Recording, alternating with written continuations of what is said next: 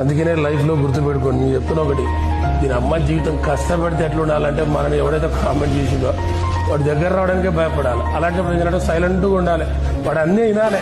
Okay అన్న, ఏం చేస్తుంది పరిస్థితి రాదు కానీ ఏదో చేద్దామని చూస్తున్నా. నేను ఇంతే ఇక నాకు రాదులే అన్న, తెలుసు, నాకు కూడా తెలుసు రాదులే అని. అప్పుడు అది ఇంకో సాటిస్ఫై అవుతుంది. వాడు అప్పుడు ఆనందంగా పోయి ఒక కేప్లెస్ మీరు తాగొచ్చాడు. అంటే తుఫాను గురించి నీకు ఏం తెలుసురా, సైలెంట్గా ఉంటుంది. వచ్చిందంటే కూర్చుకొని పోద్దారు. మనం కూడా అట్లే ఉండాలి. అక్కడ మాత్రం గ్యారంటీ. అన్నింటికీ తెగించినోడికి, ఆత్మవిశ్వాసంతో అడుగు వేసేటోడికి ఒక్కటే తేడా. తెగించినోడు ఓటమికి భయపడడు. ఆత్మవిశ్వాసంతో అడుగు వేసినోడు గెలుపును భయపెడతాడు.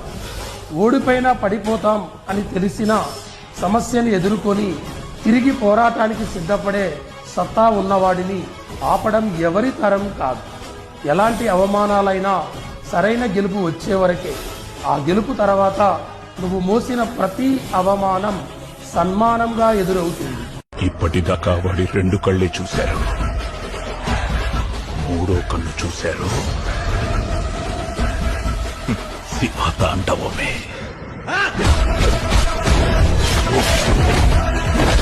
ఎవ్వరేమనుకున్నా పట్టించుకోవద్దు. మురిగే కుక్కలు మురుగుతూనే ఉంటాయి. లైఫ్ తీసుకో. దేవుడు ఉన్నాడు కదా, పైన చూస్తున్నాడు కదా, ఎవరు ఏం చేస్తున్నాడు ఇస్తాడు. మంచి గిఫ్ట్ ఇస్తాడు అందరికి గట్టిగా.